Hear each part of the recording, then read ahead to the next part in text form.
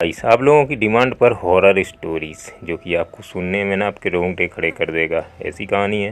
So cabinet of curiosity का एक first season का फर्स्ट एपिसोड है। अब जिसमें कि कहानी की शुरुआत होती है और हम देखते हैं एक बूढ़े इंसान को जो कि चिकन वगैरह यहाँ पर मटन काटे जा रहा था। और ऐसे में उस चिकन को काटते हुए जिस तरीके से एक बोटी नीचे गिर जाती है, वो बूढ़ा उस बोटी को उठाने के चक्कर में सारा चिकन उसके ऊपर आ जाता है, क्योंकि उसको हार्ट अटैक आया था और वो बूढ़ा उधर ही निकल लिया था। ये है भैया निक, जो कि इसके बंदे के ऊपर मानो $12,000 का कर्ज है, और इसी कर्ज को चुकाने के चक्कर में उसकी ज़िंदगी के और समझ लो वाट लगी पड़ी है। अभी जिस तरीके से मानो यहाँ पर सिटी में जो कि स्टोरेज होते हैं, यहाँ पर बहुत सारे लोग अपना सामान वगैरह जो कि उनके रूम में नहीं रख पाते, उसको यहाँ पर किराए पर रूम लेकर के यहाँ पर रखते हैं। अब इसी चीज़ की बोली लगाकर जो कि निक अपना खर्च चलाता है कि इसके उस सामान को बेचने को, और बाकी सारी चीज़ें करती उसका खर्च चल जाता है। आज भी उसी चीज़ को जो कि यहाँ पर लेने आया था, जिसकी $400 में वो वहाँ पर एक डील करता है। साथ ही साथ जिस बंदे का कर्जा देना था उसका फ़ोन इसको आता है और कहता है भाई पैसे उसको तुरंत ही चाहिए, नहीं तो तेरी बैंड बजा देगा।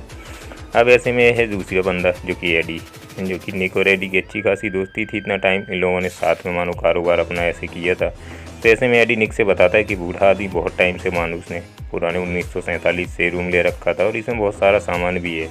अब यहाँ पर एमिलिया जो कि एडी के पास मिलने आती है, उसका भी जो कि एडी ने मानो रूम यहाँ पर और निक को बेच दिया था। तो ऐसे में एडी एमिलिया से कहता है कि निक से बात करो, देखो शायद तुम्हारा सामान वगैरह जो कुछ भी उसको चाहिए था तो यहाँ पर तुम्हें मिल सकता है। और ऐसे में एमिलिया एडी आपस में बात करते हैं, लेकिन एडी उससे बहुत ही रूड बिहेव करता है और कहता है कि नहीं, उसने ख़रीदा और तुमको कुछ भी नहीं देने वाला।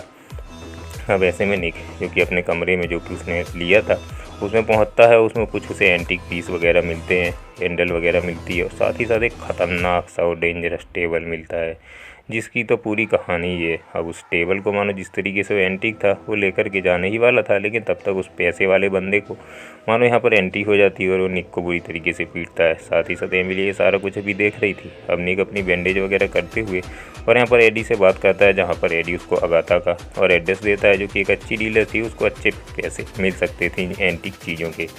अब ऐसे में अगाथा उस टेबल को चेक कर रही थी और किसी तरीके से उसको चेक करते उसके एक बटन प्रेस होता है, जिसमें अचानक से कुछ बुक्स निकलती हैं जो कि इस टेबल में, और 3 बुक थी जो कि हॉरर थी, जिससे किसी न किसी तरीके के डेविल या शैतान लोगों को मानो धरती पर बुलाया जा सकता था। और यहाँ पर जिस तरीके से सारी चीज़ें हो रही थी, अब इस चीज़ों की मानो अगाथा बाइंग नहीं करती थी, लेकिन उसका एक फ्रेंड था जिसका नाम था केविन। अब उसको मानो यहाँ पर कॉल करके बुलाती है और उससे कहती है कि तुम्हारे लिए मस्त डील आई हुई है। और ऐसे में जो कि केविन वहाँ पर आता है और निक से बात करता है, जहाँ वो बताता है कि इन तीनों बुकों के अलावा एक बुक और है, यदि वो बुक तुम्हारे पास है तो उसके वो $3 लाख दे सकता है, चारों के चारों पूरे सेट के। अब ऐसे में जो कि निक यहाँ पर कहता है कि उसके पास वो बुक नहीं है, लेकिन जो कुछ सामान उसने ख़रीदा है उसका नहीं था।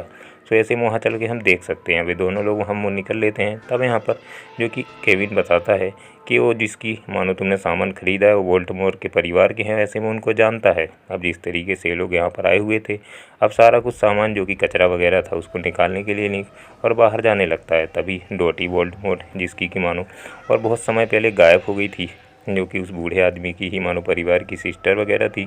अब ऐसे में उस बूढ़े आदमी ने इसको यहाँ पर लाकर कैद किया हुआ था। दूसरी साइड जो कि एमिलिया अभी भी निक पर नज़र रखी हुई थी, और ये क्यों कर रही थी ये तो बिल्कुल भी पता नहीं था। अब यहाँ पर जिस तरीके से एमिलिया मानो यहाँ पर नज़र रखी थी, कुछ ना कुछ तो गड़बड़ थी, लेकिन यहाँ पर निक जो कि उस कचरे को फेंक कर वापस कमरे में आता है, तो उसको एक दीवार पर मानो टकरा जाता है, जिसकी वजह से उसको अलग ही साउंड आता है, जिससे उन्हें पता चलता है इस कमरे में जो कि एडी ने बताया था कि कुछ कमरे छोटे कुछ कमरे बड़े हैं, और किसी में सीक्रेट रूम भी एक से दूसरे अटैच्ड है।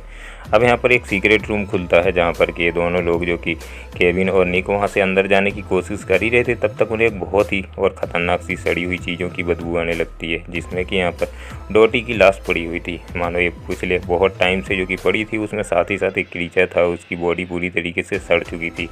अब ऐसे में केविन निक से कहता है कि यहाँ से हिलना भी मत और किसी चीज़ को टच मत करना, लेकिन ऐसे में जो कि निक से एक सर्कल बना हुआ था, उस पर उसका सिंदूर वगैरह जो पड़ा हुआ था उस पर लात लग जाती है, और वो बुक को लेने ही जा रहा था। तब तक यहाँ पर वो चक्र था जिसमें कि वो डॉटी की लाश पड़ी हुई थी, वो एक्टिवेट हो जाती है, उसमें से एक क्रीचर बाहर निकलता है, और क्रीचर इतना खतरनाक था कि मानो जिस तरीके से पूरा एक्टिवेट होती है केविन को पूरा का पूरा अंदर निकल जाता है। जिस तरीके से अब केविन की यहाँ पर मौत हुई थी, वो जो बुक यहाँ पर निक के हाथ में थी वो जल जाती है, और इसी तरीके का प्रोसेस वगैरह था। तो यहाँ से निक अपनी जान को बचाते हुए उस क्रीचर से और भागते हुए यहाँ से बचने के लिए निकल पड़ता है। अब जिस तरीके से क्रीचर निक अपनी जान बचाने के लिए इधर उधर भागे जा रहा था, उस दरवाजे पर पहुंचता है जहां पर कि दरवाज़ा भी खुला हुआ था, लेकिन जब वो पहुंचा तो बंद हो चुका था। अब ये सब कैसे हुआ था ये देखने के से वो समझने के लिए उसके पास टाइम नहीं था, लेकिन यहाँ पर जैसे तैसे करके एमिलिया उसको बाहर देती है। होश से गुहार करता है कि उसको बाहर निकालो, लेकिन एमिलिया वही ताला जो कि निक ने उसे दिया था उसको थमाते हुए कहती है बाहर में जाओ, और तुमने जिस तरीके से उसके साथ जो कुछ भी किया था उसी की सज़ा है जो कि तुम्हें मिलने वाली है। अब ऐसे में निक अपनी जान बचाने की पूरी कोशिश करता है दूसरे रास्ते भागने की, लेकिन वो क्रीचर यहाँ पर निक को निगल जाता है।